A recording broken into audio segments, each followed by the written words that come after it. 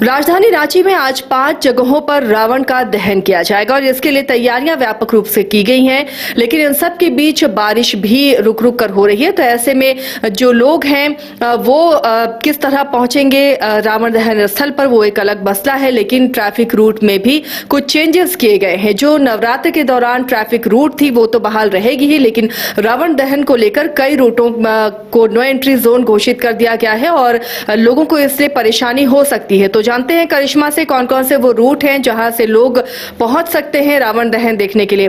करिश्मा, कई जगहों पर राजधानी रांची में रावण दहन होगा, लेकिन कौन कौन से वो मुख्य रूट हैं जिस पर लोगों को नहीं जाना चाहिए, उन्हें बैरिकेड कर दिया जाएगा? जी आशा, देखिए कुछ कुछ जगहों पर हम कह सकते हैं कि ट्रैफिक रूट में बदलाव किया गया और इसको लेकर चार्ट भी जो है उसे सार्वजनिक कर दिया गया है कि आखिर कैसे लोग जो है मोराबादी के साथ साथ कई लोग अरगोड़ा भी जाते हैं, क्योंकि इन दोनों जगह झारखंड के मुख्यमंत्री हेमंत सोरेन पहुंचते हैं।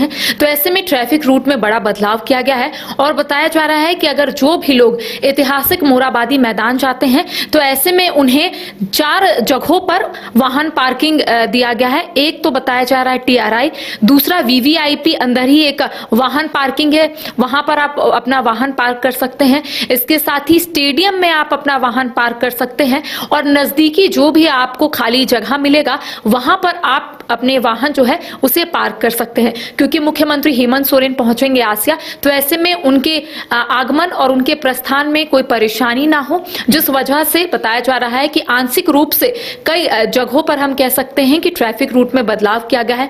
खुद सिटी एसपी राकेश सिंह ने बताया है कि मुख्यमंत्री हेमंत सोरेन 2 जगहों पर पहुंचते हैं। एक तो अरगोड़ा, जो भी लोग अरगोड़ा जा रहे हैं आसिया, उन्हें कह सकते हैं कि 50 मीटर की परिधि में ही अपने वाहन को पार्क करना होगा। चूंकि मुख्यमंत्री हेमंत सोरेन पहुंचते हैं, उनका कारकेट रहता है, तो ऐसे में उन्हें ना परेशानी हो, इसके साथ ही आम जनता को भी ना परेशानी हो। क्योंकि ट्रैफिक, अगर आपने देखा होगा कई जगहों पर लोग जो है काफी परेशान हो जाते हैं ट्रैफिक की व्यवस्था को लेकर, तो इस बार तमाम चीजों को देखा गया है, रूट में बदलाव किया गया है। बताया जा रहा है कि अगर आप हरमू से अरगोड़ा जा रहे हैं तो आपको 50 मीटर की परिधि में ही आपको अपने वाहन को पार्क करना होगा।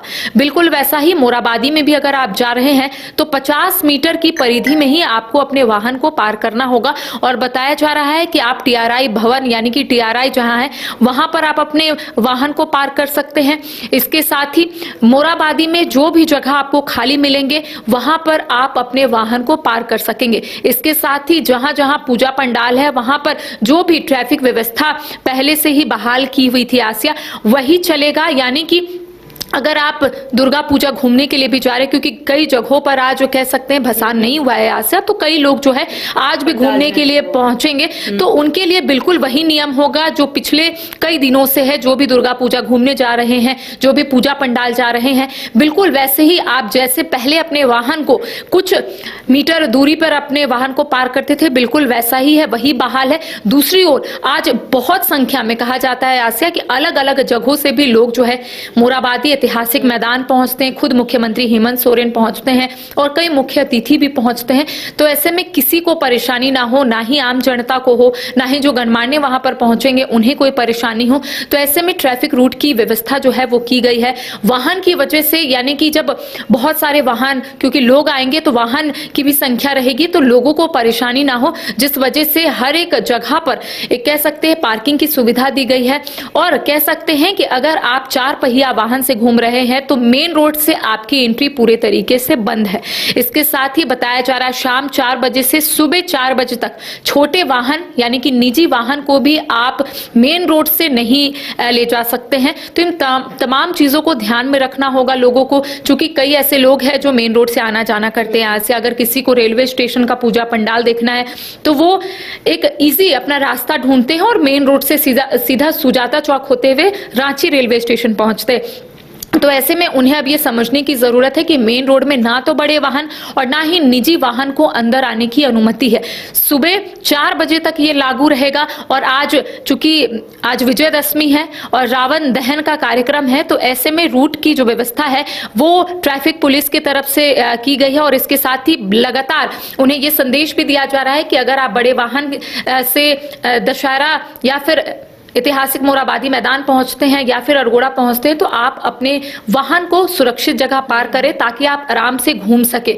और इसके साथ ही मुख्यमंत्री हेमंत सोरेन का भी बताया जा रहा है समय जो है वो मोराबादी जाएंगे, उसके बाद अरगोड़ा चौक आएंगे आसिया। तो तमाम चीजों को देखा गया, आम जनता को परेशानी ना हो, जिस वजह से रूट में डाइवर्ट जो है वो किया गया है। चलिए, तो आज वीआईपी मूवमेंट होंगे रावण दहन में। मुख्यमंत्री 2 जगहों पर रावण दहन करेंगे और इसलिए जो रूट हैं वो ट्रैफिक रूट थोड़े से बदले गए हैं ताकि आम लोगों को सहूलियत हो, क्योंकि बहुत ज्यादा भीड़ होती है।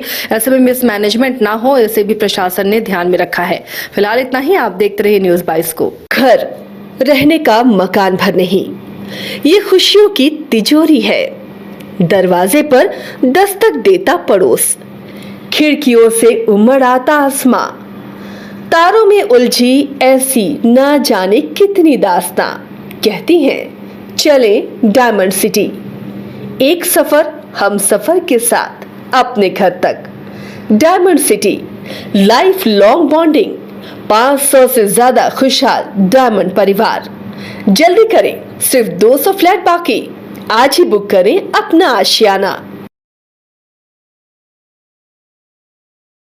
गोल जहां 27 वर्षों के सफर में 17,000 से भी अधिक छात्रों ने डॉक्टर एवं इंजीनियर बनकर भरे सफलता की ऊंची उड़ान, जहां साधारण छात्र भी असाधारण सफलता प्राप्त कर बना रहे इतिहास।